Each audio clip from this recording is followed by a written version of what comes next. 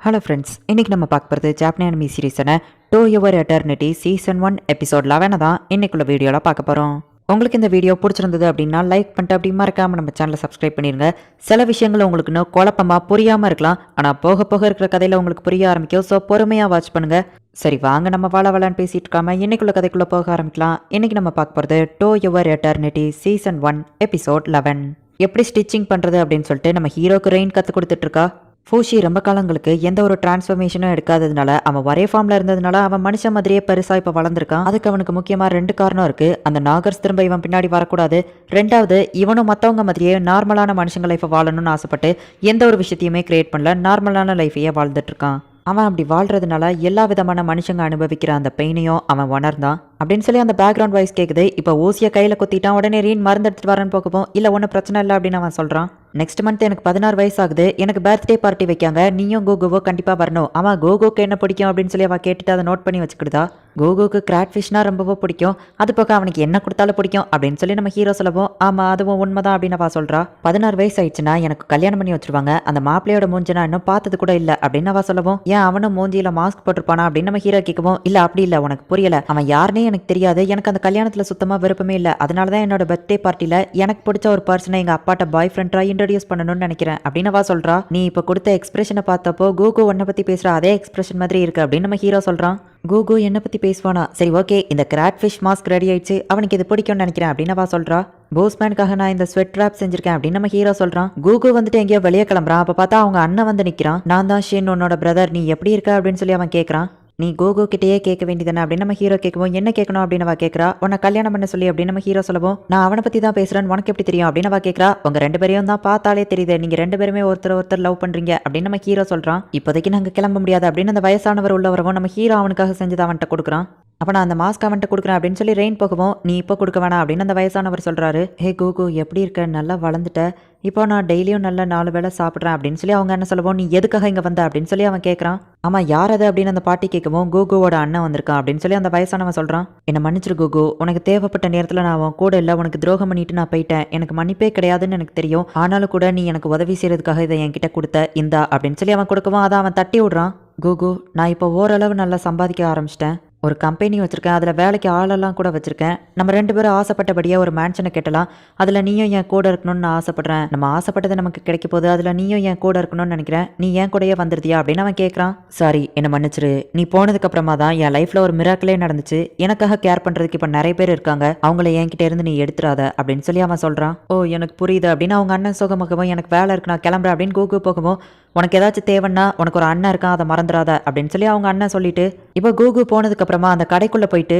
கூகுக்கு சொந்தமான ஒரு பொருள் என்கிட்ட இருக்கு, அதை அவன் கிட்ட திருப்பி கொடுக்க முடியுமா அப்படின்னு சொல்லி கேட்டு அந்த ரிங்கை அவன் கொடுக்குறான். சரி நான் கொடுத்துருந்தேன் அப்படின்னு சொல்லி அந்த வயசானவரும் வாங்கி வைக்காரு. ரெயின் போயிட்டு அந்த ரிங்கை பார்க்கும்போது தான் அவளுக்கு ஞாபகம் வருது, உனக்காக ஸ்பெஷலாக நான் இந்த ரிங்கை செஞ்சிருக்கேன் அப்படின்னு அவங்க அப்பா கொடுத்துருக்காரு. ஆனால் அவளுக்கு அந்த கலர் பிடிக்கல. கூகு அந்த மார்க்கெட்ல காய்கறி விற்கிறதா அவள் பார்க்குறா. அந்த பையன் எதுக்காக இந்த வயசுலேயே காய்கறி விற்கிறான்னு கேட்கவும், அவன் குடும்பத்தை காப்பாற்றுறதுக்காகவா இருக்கும் அப்படின்னு அந்த மெய்டு சொல்றாங்க. அவன் ஐயோ பாவம் அப்படின்னு சொல்லி ஒரு நாள் அவளோட நாய்க்குட்டி காணாம போனப்போ அந்த பையன் தான் வந்து கொடுக்குறான்.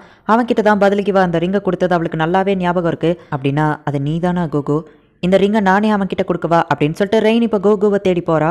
கோகு இப்போ நல்லா தூங்கிட்டு இருக்கான். ஓ தூங்கிட்டு இருக்கியா அப்படின்னு சொல்லி அவனோட கையை பிடிச்சி அந்த மோதிரத்தை அவனோட கையில் மாட்டி விடலாம் அப்படின்னு சொல்லிட்டு அவன் கைக்குள்ளே திணிக்கிறான். ஆனால் அது போகவே மாட்டிக்கி. உடனே அவன் எந்திரிச்சிருதான். ஹே ரீன் என்ன பண்ணுற அப்படின்னு சொல்லி அவன் கேட்குவோம், ஹே கோகு, உனக்கு நான் வேணும்னு ஆசைப்பட்டேன்னா நீ ஏதாச்சும் அதுக்கு ஒரு ஸ்டெப் எடுத்தாக்கணும் அப்படின்னு அவன் சொல்லவும், என்ன சொல்கிற அப்படின்னு அவன் வெக்கப்படவும், நீ எதுவுமே பண்ணாமல் இருந்தேன்னா என்னை வேற யாராச்சும் கல்யாணம் பண்ணிட்டு போயிருவாங்க, உனக்கு பரவாயில்லையா, எங்கள் அப்பா அம்மா முன்னாடியே இந்த உலகத்திலே உனக்கு ஏன் மேலே அதிக லவ் இருக்குன்னு சொன்னல அப்படின்னு அவன் கேட்கவும், நான் உன் மேலே லவ் இருக்குன்னு சொன்னா அப்படி எதுவும் எனக்கு ஞாபகம் இல்லையே அப்படின்னு சொல்லி அவன் சொல்கிறான். அட பாவி அப்படின்னு சொல்லி உருளைக்கிழங்கு தூக்கி அவன் மேலே அடிச்சுட்டு, அடுத்த மாதம் என் பர்த்டே ஒழுங்கா வந்து பாரு அப்படின்னு சொல்லிட்டு அவள் ஓடிடுறா. நீ அப்போ சரக்கடிச்சிருந்ததுனால எல்லாத்தையும் மறந்துட்ட, இப்போ என் கூட வா அப்படின்னு அவர் கூட்டிகிட்டு போய் புது மாஸ்க் ஒன்று ரெடி பண்ணியிருக்கேன் அப்படின்னு சொல்லி காட்டுறாரு. ஆன்டி ட்ரீ ஹண்டிங் மாஸ்க் அப்படின்னு அவர் சொல்றாரு. இதை அந்த ஃபூஷியா அட்டாக் பண்ண அந்த ட்ரீயை வந்து அழிக்கிறதுக்காகவே ரெடி பண்ணியிருக்காரு. இது கொஞ்சம் உனக்கு ஹெவியா தான் இருக்கும், ஆனா அதோட வாயை நீ கொஞ்சம் ஃபாஸ்டா மூடணும் அப்படின்னா அதுல நெருப்பு பத்திக்கிடும், நீ இதை வச்சு ஈஸியா ஃபயரை உண்டு பண்ணலாம் அப்படின்னு அவர் சொல்றாரு. இந்த மாஸ்க் உண்மையிலேயே ஆசம் அப்படின்னு சொல்லி அவன் ரொம்ப ஹாப்பி ஆகிறான். ஹே ஃபூசி சீக்கிரம் வா, ரெயினோட பர்த்டே பார்ட்டிக்கு லேட் ஆயிருப்போது அப்படின்னு சொல்லி கூகு கூப்பிடுறான். உன் வயிற்றுல இருக்கிற ஆல்கஹாலை வச்சுட்டு போக வேண்டியதுனா அங்க பார்ட்டியில நிறைய சாப்பிட வேண்டியது இருக்கும் அப்படின்னு சொல்லி அந்த வயசானவர் கேட்கவும், எனிமி எப்ப வேணா அட்டாக் பண்ணலாம் அப்படின்னு அவன் சொல்றான்.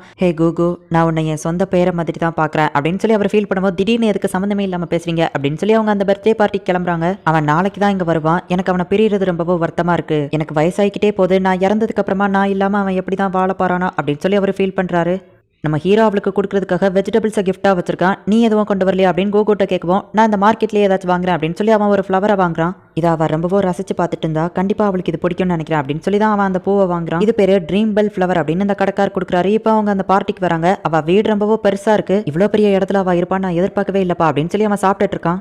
இது பர்த்டே பார்ட்டி தான், அவன் இதுக்காக காஸ்பிளே மாதிரி ஏதோ மாஸ்க் போட்டு வந்திருக்கான் அப்படின்னு சொல்லி எல்லாரும் அவனை வித்தியாசமா பாக்குறாங்க. அப்ப ரீன் அந்த இடத்துக்கு வந்து, ஹே நீங்க வந்துட்டீங்களா அப்படின்னு சொல்லி அவங்கள வெல்கம் பண்றா. அவன் நீ எதுக்காக புது மாஸ்க் போட்டு வந்திருக்க, அன்னைக்கு நான் அந்த பொட்டேட்டோ எடுத்து மாமலா அடிச்சதுல அந்த மாஸ்க் உடஞ்சிருச்சா அப்படின்னு சொல்லி அவ பக்கத்துல நெருங்கி கேட்கறா. இல்ல இதை புதுசா அவர் செஞ்சு கொடுத்தாரு அப்படின்னு சொல்லவா, நல்லது அப்படின்னு அவ சொல்றா. நம்ம ஹீரோ அவன் கொண்டு வந்த அந்த கிஃப்ட் அவளுக்கு கொடுக்குறான். ஹே கோகோ நீயும் உன்னோட கிஃப்ட் கொடு அப்படின்னு சொல்லவும், அவன் அந்த ஃப்ளவரை கொடுத்த உடனே, ஹேய் இது அந்த ஃப்ளவர் தானே, இதை பார்த்துட்டு இருந்தப்ப தானே அவளுக்கு அடிபட்டுச்சு, போய் இதையா அவன் பர்த்டே ப்ரெசென்ட்டாக கொடுப்பான் அப்படின்னு சொல்லி சுற்றி இருக்கிறவங்க எல்லாம் பேசுறாங்க. நீ எதுக்காக இந்த பூவை கொண்டு வந்த அப்படின்னு அவ கேட்கவும், உனக்கு பர்பிள் பிடிக்கும்ல அதனால தான் அப்படின்னு அவன் சொல்றான். உங்க அப்பா கூப்பிடுறாங்க வாங்க மேடம் அப்படின்னு சொல்லிட்டு அந்த மெய்டு அவளை கூட்டிட்டு போறா. எனக்கு இது பிடிச்சிருக்கு அப்படின்னு சொல்லி அவ சொல்றா. அவளுக்கு பிடிச்ச அந்த பர்பிள் ஃப்ளவரை பார்த்துட்டு இருந்தப்போ திடீர்னு யாரோ வந்து அவளை தள்ளி விடுறாங்க. அது யாருன்னு அவளுக்கு தெரியல. 4 வருஷத்துக்கு முன்னாடி நடந்த சம்பவத்தை இது உனக்கு ஞாபகப்படுத்தும், சோகமாக்கும், நான் வேணா தூக்கி போட்டுறவான்னு அவங்க அம்மா கேட்கப்போ, இல்ல இதை நானே வச்சுக்கிட்டேன் அப்படின்னு அவ சொல்றா. நீ எதுக்காக இந்த இடத்துல மாஸ்க் போட்டு நின்றுட்டு இருக்க, மாஸ்க் ஃபர்ஸ்ட் கழட்டு அப்படின்னு சொல்லி ஒருத்தன் கூகுவோட மாஸ்க் கழட்ட பக்கமா அவன் தடுமாறி தண்ணியில விழுதான்.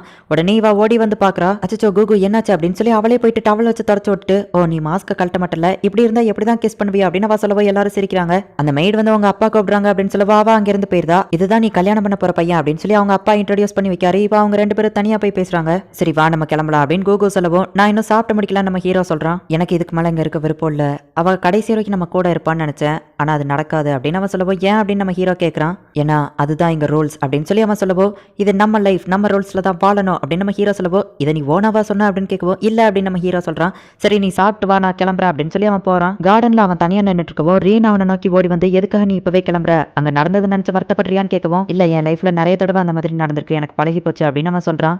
நான் திரும்பவும் கேட்கணேன்னு தப்பா எடுத்துக்கிடாத, உன்னோட ஃபேஸ்ல எப்படி அடிபட்டுச்சுன்னு எனக்கு சொல்ல முடியுமா, நீ என்ன சொன்னாலும் சரி கண்டிப்பா நான் உன்னை வெறுக்க மாட்டேன் அப்படின்னு அவ சொல்றா. கோஸ்மேன் என்ன பார்த்தப்போ ஒரு பெரிய மரக்கட்டை என் மேலே விழுந்து என்னோட ஃபேஸ் செதஞ்சு போய் இருந்துச்சு அப்படின்னு சொல்லவோ, அந்த மரக்கட்டை எப்படி உன் மேலே விழுந்துச்சு அப்படின்னு அவ கேட்குறா. ஒரு சரிவான இடத்துல அந்த மரக்கட்டை உருண்டு ஓடிட்டு இருந்துச்சு, ஒருத்தங்க அந்த வழியில நின்றுட்டு இருந்தாங்க, நான் அவங்களை எவ்வளோ கூப்பிட்டா அவங்களுக்கு கேட்கல, அவங்கள அந்த இடத்துல இருந்து தள்ளி விட்டு அவங்கள நான் காப்பாற்ற ட்ரை பண்ணேன், அப்போ தான் என் மேலே அப்படி விழுந்துச்சு அப்படின்னு அவன் சொல்லவும், உண்மையிலேயே இது ஒரு பெரிய விஷயம், இதுக்காக நான் ஏன் வெறுக்க போறேன், ஒருவேளை அவங்க இறந்துட்டாங்களா அப்படின்னு அவ கேட்குறா. இல்ல அவங்க உயிருக்கு எந்த ஆபத்தும் இல்ல, ஆனா அவங்களுக்கு இந்த சைஸ்ல அடிபட்டு இருந்துச்சு அப்படின்னு சொல்லவும், இது என்ன முட்டாள்தனமா இருக்கு, உன் முகத்துல ஏற்பட்ட காயத்தை விட அதெல்லாம் ஒண்ணுமே இல்ல அப்படின்னு அவ சொல்லவும், ஆனா அவளுக்கு அந்த காயம் ரொம்பவோ பெரிய விஷயமா தெரிஞ்சிச்சு. அவ அதை மத்தவங்ககிட்ட காட்டுறதுக்கே ரொம்பவோ வெக்கப்பட்டா. அவளுக்கு அந்த காயம் ஏற்படுறதுக்கு காரணம் நான் தான், அதை நினைச்சு எனக்கு வருத்தமா இருக்கு அப்படின்னு அவன் சொல்லவும், என்னால ஓரளவு கெஸ் பண்ண முடியுது, நீ அந்த பொண்ணை காப்பாத்திட்ட, அது ஒரு சாயங்கால நேரம் ஒரு ரிவர் சைடு வச்சு தானே நடந்துச்சு அப்படின்னு அவ கேட்கவும், ஆமா அப்படின்னு அவ சொல்றான். அந்த பொண்ணு ஒரு பர்பிள் கலர் பூவை தானே பார்த்துட்டு இருந்தா அப்படின்னு அவ கேட்கவும், ஆமா அது பேரு ட்ரீம் பெல் ஃப்ளவர் அப்படின்னு அவ சொல்லவும், அவளுக்கு புரிஞ்சிச்சு அது அவாதான் அப்படின்னு சொல்லி, உன்கிட்ட ஒன்று சொல்லணும் அப்படின்னு அவ பக்கத்துல போகும்போது அந்த இடம் இடிஞ்சு விழுது. அவளை அவன் காப்பாத்திட்டு தண்ணிக்குள்ள விழுந்துருதான். ஒரு பெரிய பிரச்சனை, அந்த நாக்கர்ஸ் இங்க வந்துடுச்சு அப்படின்னு அந்த பிளாக் கலர் ஆளு சொல்றான். இந்த இடத்துல இந்த எபிசோட் முடியுது. அந்த சின்ன காயத்தை ரொம்ப பெரிய விஷயமா ரெயின் இவ்வளவு நாள் நினைச்சிட்டு இருந்தா, ஆனா கூகு தான் அவன் உயிரையே கொடுத்து அவளை காப்பாத்தினா அப்படிங்கறது அவளுக்கு தெரிஞ்ச உடனே அவளோட லவ்வ சொல்லலாம் அப்படின்னு அவ போறதுக்குள்ள அந்த இடம் இடிஞ்சு விழுது. என்ன நடக்க போகுது அப்படிங்கிறத நெக்ஸ்ட் எபிசோட் பார்த்து தெரிஞ்சுக்கோங்க. அண்ட் உங்களுக்கு இந்த வீடியோ பிடிச்சிருந்தது அப்படின்னா லைக் பண்ணிட்டு அப்படி மறக்காம நம்ம சேனலை சப்ஸ்கிரைப் பண்ணிருங்க. தேங்க்யூ ஃபார் வாட்சிங். பாய் கைஸ், நெக்ஸ்ட் எபிசோட்ல மீட் பண்ணலாம்.